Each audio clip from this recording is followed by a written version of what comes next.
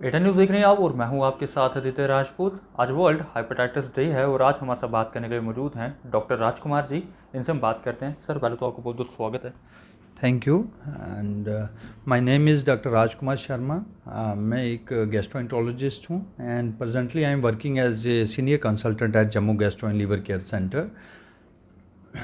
Sir ये आज world hepatitis day है, इसके बारे में थोड़ा बताइए। जैसा कि हम सारे जानते हैं कि आज हम वर्ल्ड हेपेटाइटिस डे सेलिब्रेट कर रहे हैं 28 जुलाई को।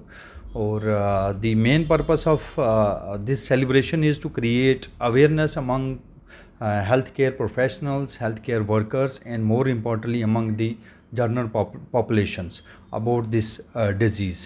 So, like previous years, this year WHO has kept a theme of one life, one liver. So, to give a importance, so that create awareness among the general population about the importance of healthy liver. Sir अगर बात की जाए तो कितने type के viruses जो हैं वो पाए जाते हैं? अगर हम हेपेटोट्रोपिक वायरसेस जो मोस्ट कॉमनली अगर इसको लें तो हमारे पास ए टू ई हेपेटाइटिस ए से लेके ई तक वायरसेस रहते हैं। और इसमें दो टाइप के वायरसेस अगर हम ट्रांसमिशन को देख के इनको अगर क्लासिफाई करें तो कुछ फिकोरल रूट से फैलने वाले वायरसेस होते हैं, जैसे हेपेटाइटिस ए और ई। फिकोरल रूट का इन सिंपल जर्नल टर्म्स में हम बोल सकते हैं जो हमारे वाटर के कंटेमिनेशन से और फूड आइटम्स की कंटेमिनेशन से जो फैलते हैं। और अदर साइड हेपेटाइटिस बी और हेपेटाइटिस सी रहते हैं जो हमारे ब्लड से ट्रांसमिशंस हो सकती है, सीमन से हो सकती है, वेजाइनल सिक्रीशन से हो सकती है और अदर बॉडी फ्लूइड्स से भी हो सकती है। Along with this donor organ से भी ट्रांसमिशंस हो सकती हैं, या एक्सीडेंटली नीडल प्रिक से कंटेमिनेटेड नीडल से भी ट्रांसमिशंस हो सकती हैं। तो सर इसको कैसे प्रिवेंट किया जाए और प्रिवेंशंस क्या क्या हैं इसके? अगर हम प्रिवेंशन पे देखें तो मोस्ट इम्पॉर्टेंटली जो पहली बात आती है तो वो वैक्सीनेशंस की आती हैं। कुछ वायरसेस हैं जिसके वैक्सीन अवेलेबल हैं, जैसे हेपेटाइटिस ए की, हेपेटाइटिस बी से अगर हम इनको और मोर इम्पॉर्टेंटली ये तो हर जगह पे अवेलेबल हैं, डिफरेंट गवर्नमेंट स्कीम्स में अवेलेबल भी हैं, हर हॉस्पिटलों में अवेलेबल हैं।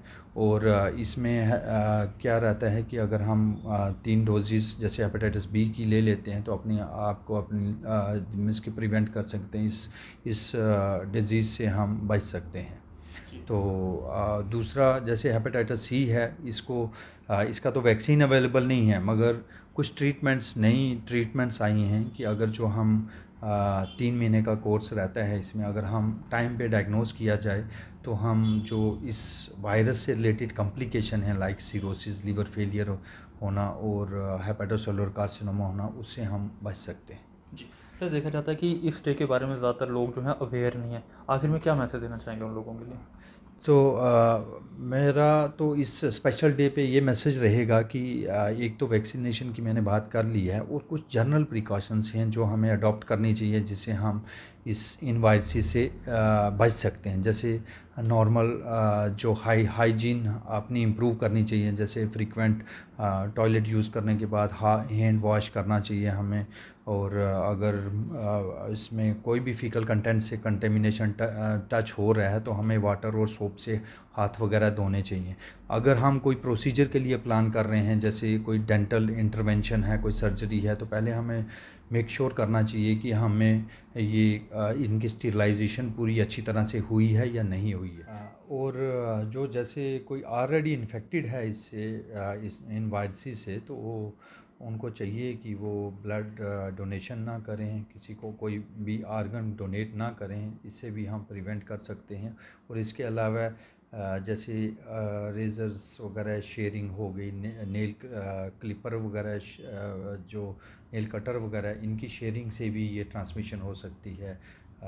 जिस टूथब्रश वगैरह की शेयरिंग ना करें, इन चीज़ों से हम बचा सकते हैं। अगर इन सारों का मेरा ये मानना है कि अगर हम प्रिवेंटिव स्ट्रेटजी अगर अपनाएंगे तो हम 90% तक इसकी ट्रांसमिशन को रोक सकते हैं। और अपना जो अल्टीमेट गोल है, जो WHO का गोल है कि एलिमिनेशन ऑफ हेपेटाइटिस बाय 2030, ये हम अचीव कर सकते हैं। Thank you. चलिए सर, बहुत शुक्रिया बात करने के। तो ये थे हमारे साथ डॉक्टर राजकुमार जी, जिनके साथ आज हमने वर्ल्ड हेपेटाइटिस डे पर जो है वो बात की। आप लोग इस वीडियो के नीचे अपनी राय ज़रूर रखिएगा। तब तक के लिए बने रहिए आप 8 न्यूज़ के साथ।